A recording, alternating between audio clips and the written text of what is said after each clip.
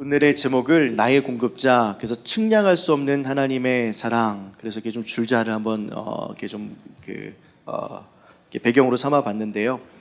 하나님의 사랑의 사이즈 얼마나 될지 우리의 공급자 되시는, 부족함 없이 주시는 하나님을 오늘 살펴보면 좋겠습니다. 저번 주는 이제 그 막힌다함에 대해서 살펴보았죠. 그래서 내가 경험한 것을 말할 수 있듯이 내가 아는 것을 말할 수 있다. 그래서 경험했던 양과 내가 아는 양만큼 말할 수 있고, 그 다음에 그것을, 경험한 것을 사람들에게 이해시킬 수 있다라고 이야기했는데, 한 주간 이 막힌담에 대해서 다시 한번 저도 좀 고민하고 또 생각해 보면서 한 가지 문득 든 생각이 있습니다. 그러니까 얕게 알거나 어떻게 보면 내 기준에 맞춰서 아는 삶은 오히려 사람들에게 올바른 알을 전달하지 못할 수도 있겠구나라는 것이죠. 그래서 대부분 어떤 믿음의 대가나 아니면 설교의 대가, 또한 이 한국 교회에서 하나님의 사람으로서 열심으로 살아갔던 정말 존경받는 분들의 이야기를 들어보면 그분들은 한결같이 그 사람들의 이야기를 경청하고 그 사람들의 상황을 아주 예리하게 찌르거나 난도질하지 않습니다. 그냥 그 상황 안에서 유연하게 갈 수 있도록, 그게 인생이지, 그렇게 살아가는 게 맞지, 나도 그렇게 살아봤지만 결국 아직 나도 답을 못 찾았어 라는 말 한마디가 그 사람에게 더 큰 위로가 된다라는 생각을 좀 했습니다. 왜 그런 생각을 했냐면 제가 은혜의 깊이를 알면 말할 수 있고 가치를 경험하면 변화가 생긴다. 그래서 그 변화의 한 걸음이 막힌 담을 허무는 거다라고 이야기하면서 이제 저에게 연락 오는, 형 마트에 가서 원두를 사면 돼안돼, 이랬을 때, 야, 그 은혜를 알면서 어떻게 마트에 가서 원두를 사? 이게 좀 오버랩 됐습니다. 윤정희 집사님도 목요일날 저한테 오셔서, 목사님 그런 얘기 하지 마세요, 저 컴포즈 좋아해요. 그래서 이제 컴포즈에서 GS25로 갈아탄 걸로 알고 있습니다. 그래서 제가 이번에 마트에 갔더니 진짜 마트에도 맛있는 원두를 팔더라고요. 내 편협했어요. 그분의 삶을 들여다보지 않고. 그래서 내린 결론이 뭐냐, 가장 맛있는 커피는 내가 아는 커피를 내려줘서 그 커피를 알려주는 것이 아니라 내가 좋아하는 커피가 가장 맛있는 커피고 남이 타주는 커피가 제일 맛있는 커피다. 그러니 목사의 그냥 조금 아는 알을 통해서 이래저래 저기 가지 말래, 저건 이러지 마시고 그냥 마음껏 드셔라. 그게 오히려 막힌 담을 허무는 거다라는 생각이 들었습니다. 그래서 맡기는 거죠. 하나님께 맡기는 거. 내가 막힌 담이 있을 때, 내 막힌 담이 나에게 있을 때. 그래서 10대에는 정체성과 비교의 담이 있고, 20, 30대에는 미래에 대한 불투명 때문에 오게 되는 심리적인 불안감, 어떡하지? 라는 것이 있고, 40, 50대는 성공과 실패의 담이라는 것이 있고, 소외와 상실의 담을 또 60대와 70대는 가지고 있는데, 이것을 허물 수 있는 가장 좋은 방법은 하나님께 맡기는 거다. 이것을 맡길 때 하나님께 해결해 주신다. 그래서 이제는 맡기십시오로 막힌 담을 정리하면 좋을 것 같습니다. 오늘은요, 나의 공급자인데요, 오늘 성경에서 어떻게 시작하냐면요, 이러므로 그리스도 예수의 일로 너희 이방인을 위하여 갇힌 자 된 나 바울이 말하거니와 라고 시작합니다. 근데 이러므로 라는 말은요, 헬라어 원어의 뜻을 고스란히 펴서 살펴보면 이러한 이유로 시작된, 이러한 이유로 그리스도 예수의 일로 인한로 이렇게 해석할 수 있습니다. 어떤 이유냐면 하나님을 따라서, 예수 따라서 복음으로 살았던 이유, 막힌 담을 허물기 위해서 애쓰면서 살았던 이유, 교회로 지어져 가기 위해 노력했던 이유에 대한 결과는 좋아야 되는데, 오늘 성경에 보니까 이 일로, 예수의 일로 너희 이방인을 위하여, 이방인과 유대인의 하나됨을 위하여 싸웠던, 열심을 냈던, 복음 사역을 위해서 일했던 이유로 인하여서 어떻게 됐다고 이야기하죠? 갇혔다라고 이야기합니다. 우리는 의아하죠. 예수를 따르고 복음으로 살아가면 갇히지 말아야죠. 예수로 따라가며 살아가고 복음을 위해서 살아가고 공동체를 하나로 만들기 위해서 애를 썼다면 구속되지 말아야 되죠. 하나님의 방법으로 살아가고 교회로 지어져 가기 위해서 모퉁이 돌 대신 예수 그리스도와 함께 지어져 가는 삶을 살아가면요, 자유함이 있어야 되잖아요. 그런데 사도 바울에게는요, 갇혔다, 구속됐다, 자유가 뺏겼다, 예수 복음을 따랐던 이유로 갇히고 구속되고 자유가 뺏겼다라고 이야기할 수 있습니다. 1절과 13절을 한 단락으로 볼 수 있는데요, 1절과 13절만 가지고 읽으면 어떻게 되는지 한번 제가 먼저 읽겠습니다. 이러므로 그리스도 예수의 일로 너희 이방인을 위하여 갇힌 자 된 나 바울이 말하거니와, 그러므로 너희에게 구하노니 너희를 위한 나의 여러 환난에 대하여 낙심하지 말라. 이는 너희의 영광이다. 예수의 복음으로 인하여서 살아갔지만 난 갇혔다, 구속됐다, 나는 자유를 잃었다. 그런데 이 환난에 대해서 낙심하지 말아라. 이것이 영광이다라고 표현합니다. 구속이 되었는데, 이 고난을 받고 있는데, 어려움을 당하고 있는데 나는 영광으로 살아간다. 이것이 너희의 영광 되었으면 좋겠다라고 이야기합니다. 메시지 성경에서는 더 정확하게 나와 있는데요, 한번 이 메시지 성경으로 여러분들의 목소리로 이 메시지 성경을 읽으면 좋겠습니다. 시작.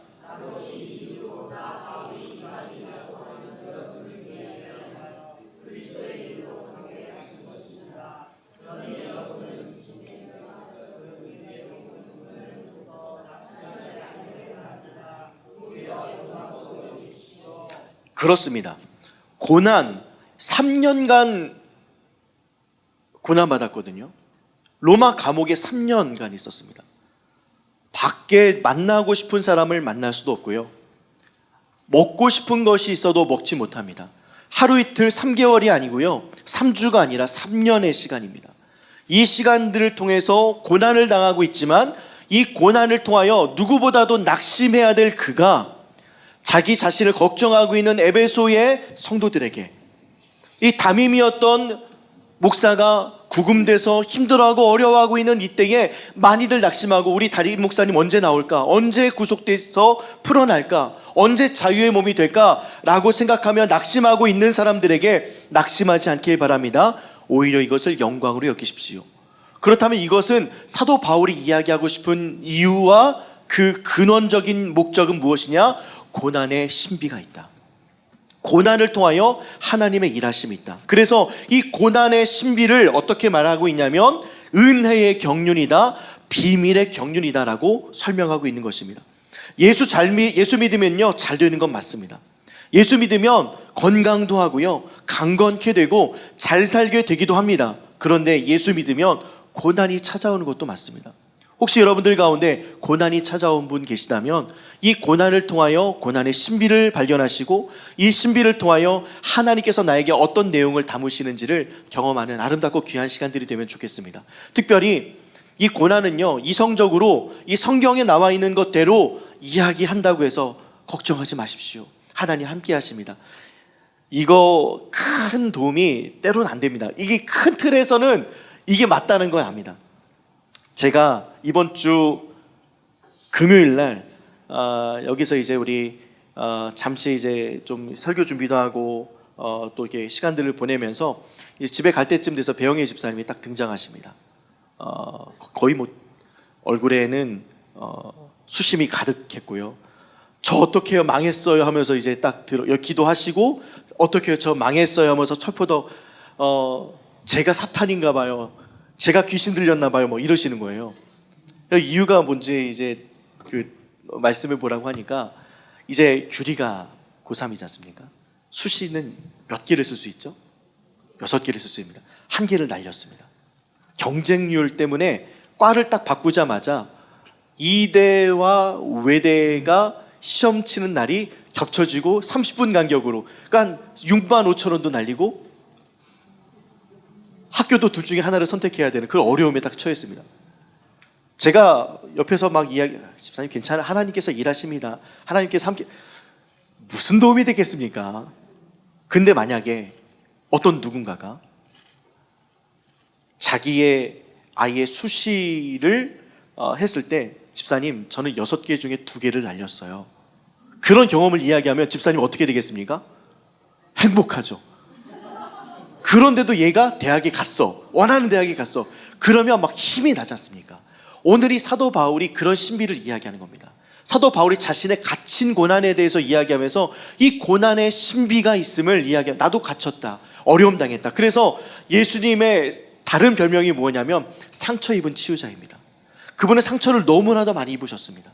그 상처 입은 치유자를 보면 그 메맞고 선하시고 온 우주에 충만하신 그분께서 죄인된 인간, 게다가 피조물이 창조주를 때리는 일들에 대해서 아무 소리도 하지 않고 묶여서 맞습니다. 이런 경험을 했던 예수 그리스도의 흔적들을 보면 우리는 상처 입은 치유자를 통하여 내 상황을 보게 되고 그분께서 나의 아픔을 아시지라고 하면서 나는 이 상황에서 충분히 탈출할 수 있는 힘과 능력을 얻게 됩니다. 저는 집사님을 만나서 아무런 도움이 되지 않았습니다. 그러면서 내가 기도해 줬어야 되나, 집에 오면서 와 진짜 막 내가 막 머리를 치면서 나 도대체 뭐 하는 사람이지, 이렇게 어려워하고 있는 사람에게 그냥 단순하게 그냥 잘 될 겁니다, 괜찮을 거예요, 귤이 하나님께 좋은 길로 인도하실 겁니다, 맞지만 그냥 같이 그 시간에 어떻게 해요 라고 했으면 훨씬 더 좋지 않았을까 라는 아쉬움이 많이 남습니다. 아버지 제가 늘 설교 때 자주 이야기하는 그 이한영 교수님이 계십니다. 이한영 교수님이 명자 누나라는 그 책을 하나 쓰셨거든요. 이 명자 누나는 이한영 교수님의 셋째 누나입니다. 명자 누나는 딸을 임신하고 있었고요. 근데 이제 주치의의 부주의로 이 골반 쪽, 그 엉덩이뼈 쪽에서 육종이 있는 것을 발견하지 못하고요. 이 8개월까지 임신이 유지가 됐습니다. 그 임신도요, 이 명자 누나는 믿음이 좀 독실합니다. 그래서 어떤 그 하나님께서 생명을 주신다면 내가 받지 다른 방법을 쓰지 않으리라 하면서 어렵게 아이를 가졌는데 임신 8개월 때쯤 돼서 이한영 교수님이 신학 교수님이기 전에 미국에서 의사셨거든요. 누나한테 연락이 왔습니다. 다리가 안 움직여, 너무 아파, 이거 어떻게 말로 할 수가 없어. 언제부터 그랬는데 조금씩 그랬는데 허리 쪽에서 앞으로 밀고 오는 아픔 때문에 이게 그 견딜 수가 없다. 근데 얼마나 됐어? 그랬더니 아이가 있어서 약도 안 먹고 뭐 진통제도 안 먹고 버티고 있었대요. 누나 이거 좀 심각해 보이는데 디스크는 아닌 것 같아, 한번 빨리 병원에 가서 검사해봐 했더니 허리 쪽에 육종이 엉덩이뼈 쪽에 육종이 자라나서 이 골반을 밀어내고 있었던 거예요. 근데 그 고통은요, 생각보다 우리가 상상 이상으로 큰 고통이었다고 합니다. 그 고통이 있을 때 이 엄마는 선택을 했어야 됩니다. 약을 먹고 고통을 잠재울 것인가, 아이를 살릴 것인가. 8개월 됐으면요 조금 출산이에요. 그래서 어떻게 했냐면 약을 안 먹기로 버티기로 했습니다. 의사도 말립니다. 이러다 둘 다 죽습니다. 아닙니다, 나는 이 아이를 살릴 것입니다. 약을 먹으면 나는 살 수 있는데 약을 안 먹고 버티면 한 사람이 살 수도 있고 두 사람이 살 수도 있고 다 죽을 수 있다면 나는 약을 안 먹는 것을 선택하겠습니다. 그랬더니 이한유 교수님 막 길길이 날뛰시죠. 누나 먹어야 돼, 누나 살아야 돼, 아이는 다시 가질 수 있잖아. 근데 안 먹습니다. 그러다 9개월 때쯤 돼서 이 육종이 너무나도 커지고 성장이 빠르다 보니까 아이가 출산되기 전에 그냥 혼절해 버립니다. 그래서 혼절된 상황에서 아이를 살렸는데 결국에는 그 하반신을 잃습니다. 그러면서 깨어나면서 하는 이야기가 거봐, 약을 안 먹기 얼마나 잘했어. 아이도 살았고 이 명자 누나도 살았습니다. 명자 누나가 살고 난 이후에 그는 어떤 삶을 살았냐면 하나님을 의지해서 아이를 가졌던 생명을 경험했지 않습니까? 근데 그 생명을 경험함과 동시에 죽음을 경험했습니다. 고난을 경험했습니다. 고난을 경험하고 난 이후에 어떤 일을 선택했어야 되느냐? 하나님을 선택할 수밖에 없었던 그 믿음을 가지고 하나님을 선택하며 고난을 하나님께 담았습니다. 그랬더니 그 고난의 끝은 아이도 살고 두 다리도 멀쩡하여 하나님께서 일하심을 보여주는 게 맞잖아요. 근데 아이는 살았지만 두 다리를 잃습니다. 그럼 어떻게 해야 됩니까? 원망하고 고난과 고통 속에 살아야 되는데 이렇게 다리가 없는 상황에서 불편한 환자들을 돌보면 아닙니다. 휠체어를 타고 다니면서 돌보면서 다니고요, 화장실 청소는 할 수 있겠대요. 그래서 휠체어에서 내려서요, 움직여지지 않는 다리를 그냥 우리가 알고 있는 그 화장실 바닥에 앉아서 화장실을 쓸고 닦으면서 하나님의 사랑, 고난의 신비를 표현해내고 계셨던 것을 이 명자 누나에 대해서 설명하고 있었습니다. 그런데 정말 이 고난의 신비에 대해서 저희 수업 때 교수님께서 말씀하셨던 건 뭐냐면, 자기가 의사였을 때요, 누가 아프다고 하면 내 담당 환자가 아니기 때문에 아프다고 하면 그냥 아픈 게 맞잖아요. 해줄 수 있는 게 없잖아요. 그러니까 아프다고 하면 내 소관이 아니면 그냥 넘어가기에 바빴다는 거죠. 그런데 누나가 아프니까요, 아픈 사람이 보이더래요. 누나가 아프니까 신음하는 사람들이 보이더래요. 그래서 아픔과 신음하고 있는 그 한 환자, 어린 환자를 보게 되는데, 이 어린 환자는요, 눈 뒤쪽에 암이 생겨서 이 암이 눈을 밀어내고 있어서 눈이 막 크고 흘러내릴 정도로 심각하더래요. 너무 고통스럽고 나 좀 어떻게 해주세요. 부모도 간호사를 찾고 의사를 찾는데 퇴근할 때쯤 되고, 옛날 같았으면 명자 누나를 경험하지 않았다면, 나의 누나가 고난 가운데 있어서 그 고난에 함께 동참하지 않았다면 그냥 지나쳤던 그 걸음이었을 텐데, 그 방에 머물러서 그 환자의 이야기를 들었대요. 근데 실은 자신의 환자가 아니기 때문에 해줄 수 있는 게 아무것도 없었습니다. 몰핀도 놔줄 수 없었어요. 왜냐하면 나의 환자가 아니기 때문에. 근데 그 부모의 아픔, 그 아이의 아픔을 의사로서 들어만 주었대요. 그런데 점점 그 아이가 말하고, 그 아이의 엄마 아빠가 환해지고, 그러면서 당연히 고통은 그대로 있지만 누군가의 아픔을 이야기할 때 그 고통이 감소가 되는 게 보이더래요. 그러면서 본인이 알고 있는 하나님에 대해서 설명했대요. 그 누나에 대해서 이야기했대요. 그래서 내가 잠시 이 아이를 위해서 기도해도 되겠습니까? 쉽고 흔한 일은 아니죠. 그래서 그 아이를 위해서 손을 얹고 기도했습니다. 그리고 하나님께서 그런 마음을 주셨대요. 이들이 예수를 아는 가정이 되었으면 좋겠다. 그래서 예수님을 전하고 예수님을 영접할 수 있도록 그 밤에, 그 고통의 밤에, 그 시간에 하나님의 은혜를 전하고 나와서 밤에 들어가서 하룻밤 자고 누웠을 때 다른 날보다 일찍 일어났대요. 왜 일찍 일어났냐? 그 아이가 너무 궁금한 거예요. 어떻게 됐는지. 근데 그 아이를 보러 막 뛰어갑니다. 병실로 갑니다. 근데 그 아이는 그 병실에 없습니다.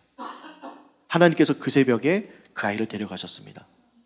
만약에 이한영 교수님의 누나의 사건을 통하여 고난의 신비를 경험하지 못하고 그 고난을 통하여 그 환자를 보지 못했다면, 그 아이의, 그 부모님의 믿음의 영역, 하나님을 향한 영역은 아예 없었을 것입니다. 하나님께서는 이렇게 고난을 통하여 신비로 일하신다, 이렇게 말씀하면서 저희에게 이 고난의 신비와 고난의 공감에 대해서 말씀했던 이야기가 좀 생각이 납니다. 출애굽한 이스라엘 백성은요, 곧 고난을 경험합니다. 고된 노동이 있었고요,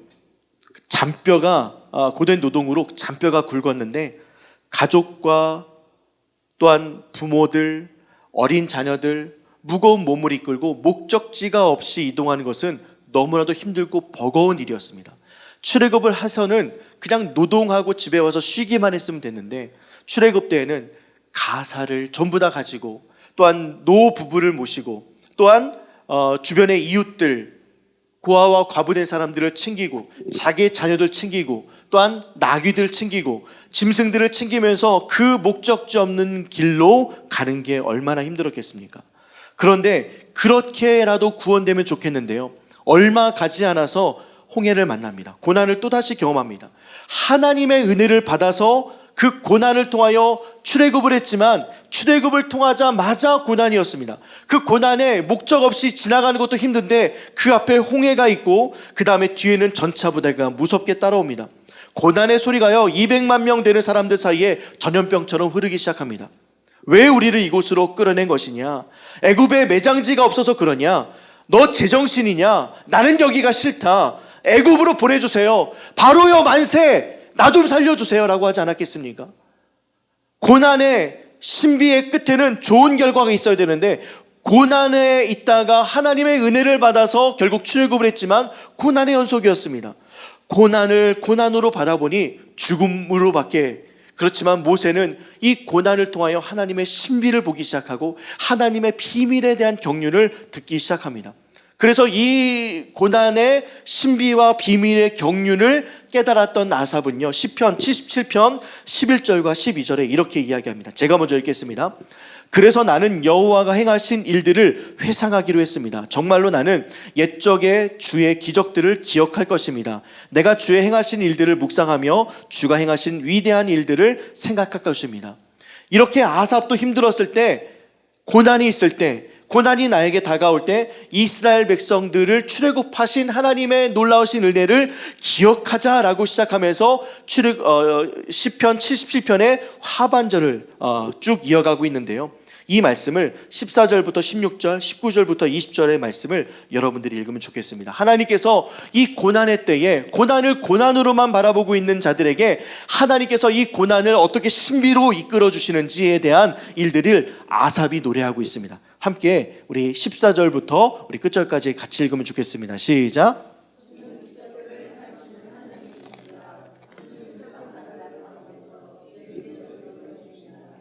주의 백성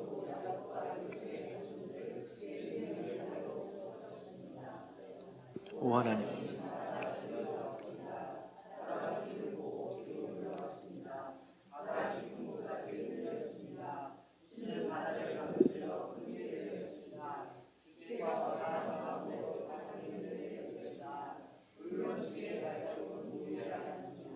주는 백성을 양떼처럼 인도하셨습니다.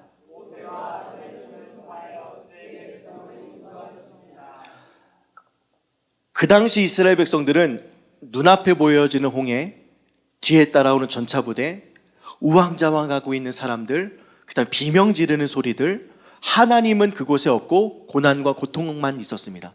그 시간에 이 아삽은 출애굽을 바라보면서 뭐라고 하냐면 고난이라는 바다가 주님을 보았다. 그 이스라엘 백성과 함께 계셨던 하나님을 이 바다가 보니까요, 바다가 뒤로 물러갔다. 너무 멋진 표현 아닙니까? 우리는 그냥 홍해가 동풍으로 불어져서 시간이 걸려서 물러났다, 길이 생겼다라고 하지만 이 시편의 기자, 찬양 인도자 아삽은요, 뭐라고 표현하냐면 하나님께서는 기적을 행하시는 분입니다. 주는 세상 나라들 가운데서 주의 능력을 드러내시는 분이십니다. 오 하나님, 바다가 주를 보았습니다. 우리 문제가 주를 바라보았습니다. 그랬더니 그 문제가, 고난이, 바다가 주를 보고 뒤로 물러갔습니다. 바다 깊은 곳까지 흔들렸습니다. 그래서 길이 났습니다 라고 말하고 있는 거죠. 근데 이 말씀을 제가 이번 주 목요일 날 기도회 때 나누면서 기도하면서 문득 이런 생각이 들었습니다. 하나님께서는 마른 땅을 겪게 하셨잖아요. 그러면 여러분들 바다나 강, 비가 많이 올 때 습도는 100입니다. 근데 마른 땅은요, 습도가 0입니다. 우리의 모든 문제, 100이라는 수치, 우리가 너무나도 힘들다 여겨지는 100이라는 그 습도의 수치, 그 고난의 수치가 있을지라도 하나님께서 마른 땅 만든다, 고난을 0으로 만든다, 담을 낮춰준다가 아니라 아예 없게 하신다. 그게 하나님의 고난의 신비일 줄 믿습니다.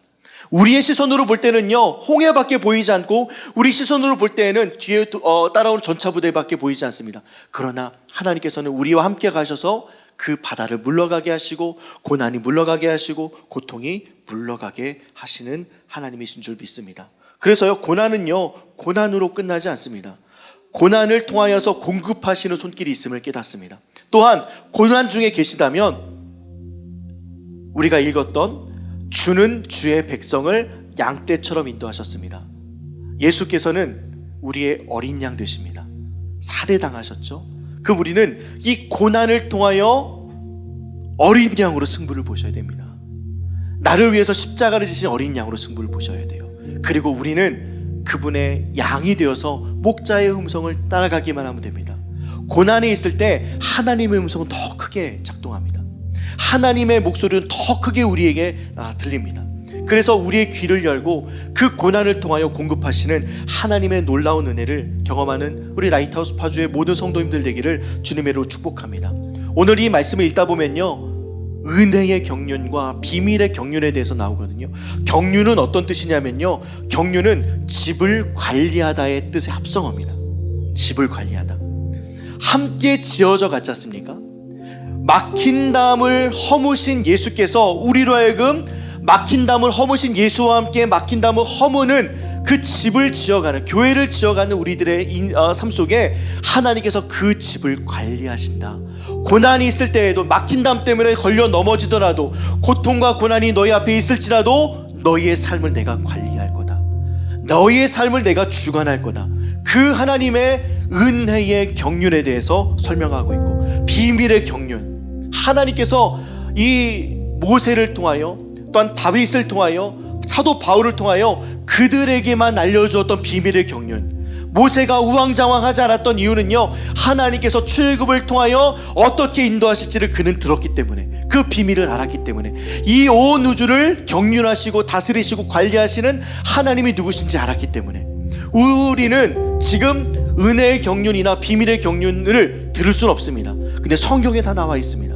이 성경을 통하여 하나님께서 나를 관리하시고 나를 인도하시고, 고난은 고난으로 끝나지 않는다. 고난을 통해 공급하시는 손길이 있다. 고난을 통하여 하나님의 내용들을 담기를 원한다 라고 말씀하시는 그 말씀에 여러분들 반응할 때, 나의 공급자 되시는 하나님이 얼마나 우리에게 크고 위대한 일들을 행하시는지를 나중에 보게 될 줄 믿습니다. 걸어가면서 보게 될 줄 믿고요, 모든 일들이 끝났을 때 뒤를 돌아보니 하나님께서 하셨습니다. 하나님의 크신 계획은 역시 말할 수도 없고 셀 수도 없습니다라는 아름답고 귀한 아사베의 고백과 같은 고백들이 우리 삶에 터져나게 될 줄 믿습니다. 에베소서 3장 19절 마지막으로 읽고 오늘 예배를 마치면 좋겠는데요, 그 공급하시는 하나님의 사이즈에 대해서 이 사도 바울이 경험하고 나서, 은혜의 경륜을 경험하고 공급하시는 손길을 경험하고 비밀의 경륜을 경험하고 난 이후에 이와 같은 고백을 합니다. 함께 읽겠습니다. 시작. 그 넓이와 길이와 높이와 깊이가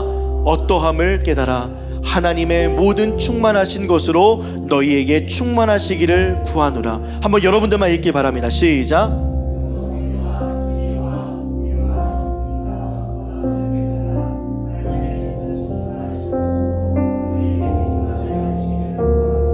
아멘입니다. 그래서 가늠되지 않은 사이로 공급하시겠다고 말씀합니다. 충만은요, 플레로마라는 뜻이거든요. 이 플레로마가 어떤 말이냐면요, 찰랑찰랑이 아닙니다. 오병이어에서 12광주리를 차게 거두었다라고 했을 때의 플레루라는 단어와 같은 단어입니다. 넘치도록이에요. 근데 12광주리는 뭐냐면 완벽하게 남았다. 11은 완전수거든요.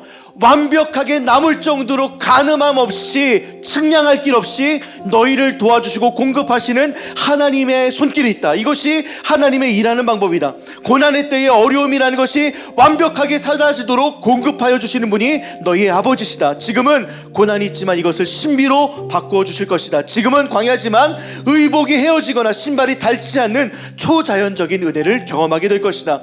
그 고난이 하나님이 계시면 그 고난은 홍해의 바다와 같이 뒤로 물러갈 것이다. 흔적도 없이 사라질 것이다. 마른 땅이 될 것이다 라는 것입니다. 하나님을 이 한 주 신뢰하시기 바랍니다. 하나님을 신뢰하셔서 나의 공급자 되시는 하나님을 경험하는 이 한 주 되면 너무나도 좋겠습니다. 나의 공급자 되시는 하나님이 나의 목자인 것을 늘 생각하시고, 이제 곧 푸른 풀밭과 맑은 시내를 경험하게 된다라는 그 고난의 신비를 하나님과 함께 뚫어내시는, 공급하여져서 맑게 해주시고, 공급하여져서 내용을 담으시고, 공급하여져서 나와 함께 하신다는 사실이 물밀듯 일어나는 아름답고 귀한 역사를, 그래서 이 한 주 경험할 때 홍해를 걷는, 마른 땅을 걷는 아름답고 귀한 역사를 경험하는 이 한 주 되기를 주님의 이름으로 축복합니다.